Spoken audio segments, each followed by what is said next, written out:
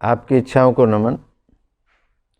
मेरे पिताजी बहुत ज़्यादा दौलत छोड़ के चले गए थे। अब मैं देख रहा हूँ वो धीरे धीरे करके ख़त्म हो रही है और मैं पिताजी का बिज़नेस भी नहीं संभाल पा रहा हूँ। मुझे कोई प्रॉफिट नहीं हो रहा है। यह प्रश्न आया है मध्य प्रदेश के इंदौर से। आपके पिताजी जो भी काम आपको सौंप के गए, छोड़ के गए और जो सिखा के गए, उस पर आपको आज से ही, अभी से ही पूरा ध्यान देना होगा। दूसरे जो आपने अपने जीवन में अपना रखे हैं, जो बहुत दौलत आपके पिताजी ने छोड़ी है, वह आपके यूज़ के लिए है, इसमें कोई शक नहीं है। लेकिन आप कह रहे हैं कि वो ख़त्म होने वाली है और मैं बड़ा परेशान हूँ। तो एक वाक़या मैं आपको बताता हूँ। ये बहुत लोगों का प्रश्न है इससे मिलते जुलते, क्योंकि बहुत माँ बाप हमेशा अभाव में जीता है और छोड़ करके जाता है। माँ बाप की ये फितरत है। हमारे हिंदुस्तान के अंदर, हमारे सनातन धर्म की एक पद्धति है कि धन संचय करना, चीज़ें इकट्ठी करना और बच्चों के लिए छोड़ के चले जाना। ये एक प्राकृतिक सोच है, हमारी मिट्टी में है, हमारी हवा में है, हमारे देश में है, हमारी सभ्यता में है, हमारे जीवन जीने की कला में है। तो आप भी अपने बच्चों को छोड़ के जाएं, मैं ऐसा उम्मीद करता हूं।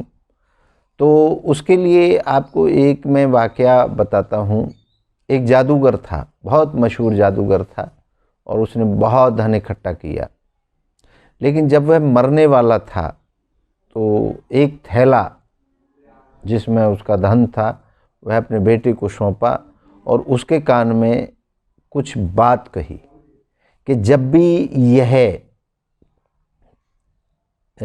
ख़त्म हो जाए या ख़त्म होने लगे तो तुम यह प्रार्थना करना और ये फिर से ये थैली भर जाएगी। अब जादूगर की मौत हो गई। वह जादूगर का बेटा, वह भी निश्चिंत हो गया कि मुझे तो कोई दिक्कत है ही नहीं, मैं जितना चाहे उड़ाऊं, जितना चाहे खर्च करूं, और पिताजी मुझे मंत्र बताई गए हैं और वो मंत्र मैं दोबारा से बोलूँगा और मेरा थैला भर जाएगा। ये कहानी समझाने के लिए है। ऐसे किसी मंत्र से कोई थैला भरता नहीं है, लेकिन ये आपको एक बात समझाने के लिए कुछ दंत कथाएँ होती हैं। तो खैर वह मौज मस्ती में उस पैसे को खर्च करता रहा। खर्च करते करते तो एक दिन तो अंत आता है। बड़े बड़े खजाने ख़त्म हो जाते हैं, अगर आप उनमें कुछ रखोगे नहीं तो वो खाली हो जाएंगे। तो वह दिन भी आ गया जब उसका थैला भी खाली हो गया। आप सबके भी थैले खाली हो जाते हैं। कितना भी पैसा आप लेके आओ, एक दिन वह निपट जाता है अगर आप उसमें कुछ जोड़ते नहीं हैं। तो उसका भी एक दिन अंत आ गया। लेकिन उस खर्च करने के दौरान वो इतना उन सब चीज़ों में सम्मिलित हो गया कि वह उस मंत्र को भूल गया। अब उसकी हालत ख़राब हो गई। वह मंत्र को खूब याद करता, लेकिन वह मंत्र उसे याद नहीं आता था। अब मंत्र याद नहीं तो वह किसी विद्वान के पास गया कि मेरे पिताजी मुझे कुछ मंत्र बता के गए, आपको भी कोई ऐसा मंत्र पता हो, मुझे याद आ जाए कि जिससे मेरा थैला वापस पैसे से भर जाए। तो उस व्यक्ति ने, उस विद्वान ने कहा कि ऐसा तो भाई मैं तो कोई मंत्र जानता नहीं हूँ, कि जी आप क्या मंत्र पढ़ते हैं। तो उसने वो अपना मंत्र बताया, बोला ये मंत्र नहीं है। ऐसे करते करते वो भटकता रहा, वो भटकता रहा और जगह जगह वो ढूंढता रहा, भूखा प्यासा परेशान, और उसका इंतज़ार करता रहा कि कहीं से तो मुझे वह मंत्र मिलेगा। तो एक दिन वह बड़ा परेशान होकर एक मंदिर की सीढ़ियों पर बैठा था। तो वहाँ पर एक भिखारी भी बैठा था। उस भिखारी को किसी ने भोजन दिया, जैसे मंदिरों में अक्सर लोग बांटते हैं, भोजन बांटते हैं, प्रसाद आदि बांटते हैं। तो किसी ने उसको भोजन दिया। तो वह भिखारी खाना खाने के बाद, भोजन करने के बाद उसका धन्यवाद करने लगा और प्रकृति का धन्यवाद करने लगा और अपनी संयम का धन्यवाद करने लगा।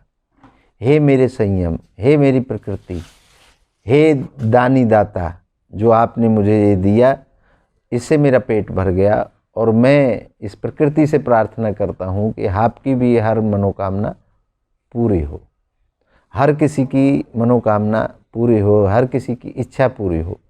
यही वो शब्द थे और वह लड़का समझ गया कि हाँ, यही शब्द मेरे पिताजी जो जादूगर थे वो मुझे बता के गए थे। और उसने जा कर के वह मंत्र शुरू कर दिया, वह संयम शुरू कर दिया, वह काम करना शुरू कर दिया। कि भिखारी ने ये भी कहा था कि मैं अपने काम पर आया तभी मुझे ये भोजन मिला। तो उस जादूगर के बेटे ने अपना काम शुरू कर दिया और वह थैला फिर से भरने लगा। यही है जीवन में कि जब तक आप ध्यान से, अपनी पूरी ताकत से, पूरी इच्छा से अपने काम को नहीं करेंगे तो डेफिनेटली जो पिताजी आपके छोड़ के गए हैं, धन दौलत, काम धंधा, वो सब खत्म हो जाएगा अगर आप लापरवाही करेंगे। तो आपको लापरवाही से बाहर निकलना है और अपने काम पर ध्यान देना है और हर किसी का धन्यवाद करना है। हर किसी का धन्यवाद करने से क्या होगा कि आपके अंदर नफ़रत, गुस्सा और दूसरे का बुरा सोचने का टाइम नहीं मिलेगा। जब आप हर किसी की प्राप्त की हुई चीज़ से धन्यवाद करोगे, देकर भी धन्यवाद करोगे, और मैंने पहले भी बताया है कि देने में जो मज़ा है, देने में जो आनंद है, देने में जो प्रेम है, वो लेने में नहीं होता। तो श्रीमान जी, मुझे लगता है कि आपके प्रश्न का उत्तर इसमें छुपा है और वैसे भी आप सभी समझदार हैं।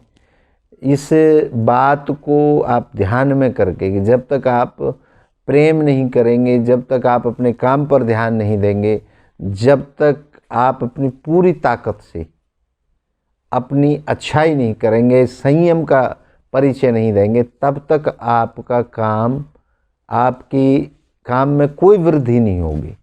तो मैं तो यही कहूँगा अंतिम शब्दों में कि आप अपने काम पर ध्यान दें। पिताजी के बारे में अब सोचना छोड़ें, क्योंकि पिताजी को जो फ़र्ज़ था, जो भी वो उनसे बन पाया वो दे गए आपको।